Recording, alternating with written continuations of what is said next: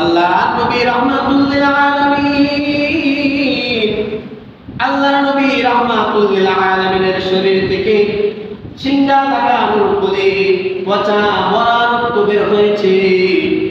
পচা মরা রক্ত বের হওয়ার ফলে আল্লাহ নবী রাহমাতুল লিল আলামিন এই পচা মরা রক্তটা, পচা মরা রক্তর পেয়ালাটা, পাত্রটা হযরতে মালিক ইবনে সিনান রাদিয়াল্লাহু তাআলা আনহু হাতে দিলেন।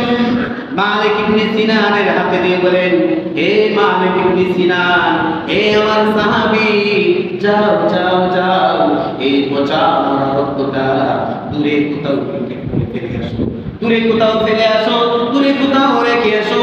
মালিক ইবনে সিনান রাদিয়াল্লাহু তাআলা আনহু এই পচা মরা রক্তের পেয়ালা হাতে নিলেন।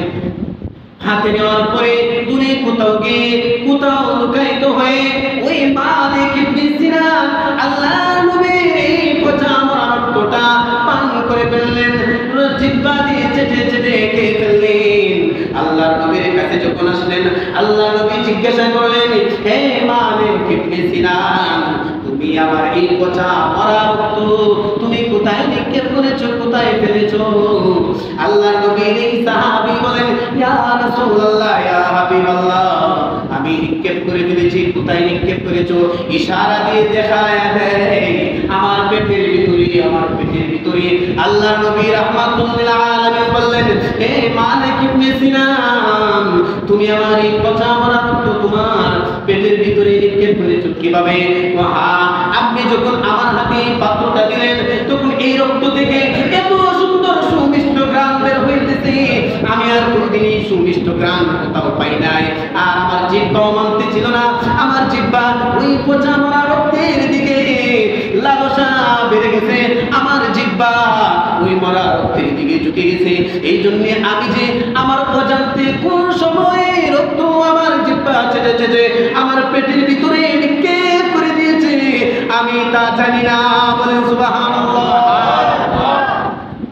আল্লাহ নবী রাহমাতুল লিল আলামিন বলেন, এ সাহাবী, তুমি এই পচা মরা রক্ত পান করার ফলে তুমি কি জানো তোমার জন্য জাহান্নামের আগুন হারাম করে ফেলেছো? এত আস্তে বললেন সুবহানাল্লাহ। তুমি পচা মরা রক্ত পান করার ফলে তোমার জন্য জাহান্নামের আগুন হারাম হয়ে গেছে। এই মুসলমান যুবক ভাই, যেই নবীর প্রস্রাব জান্নাতে নিয়ে যায়, যেই নবীর পচা মরা রক্ত যদি জান্নাতে নিয়ে যায়, তাহলে আল্লাহ নবী রাহমাতুল লিল আলামিনের আদর্শ কেন তোমাকে জান্নাতে নিবে না? আল্লাহ নবী রাহমাতুল লিল আলামিনের চরিত্রে যদি তুমি চরিত্রবান হও, তাহলে কেন তোমাকে জান্নাতে নিবে না? আল্লাহ নবী রাহমাতুল লিল আলামিনের সুন্নতের অনুসারী যদি হও, তাহলে কেন তোমাকে জান্নাতে নিবে না?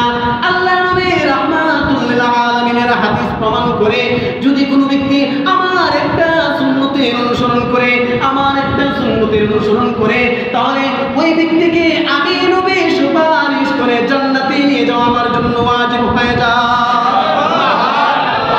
এই মুসলমান ইমানদার আল্লাহর গোলাম, কয়টা হাদিস বলবো, কয়টা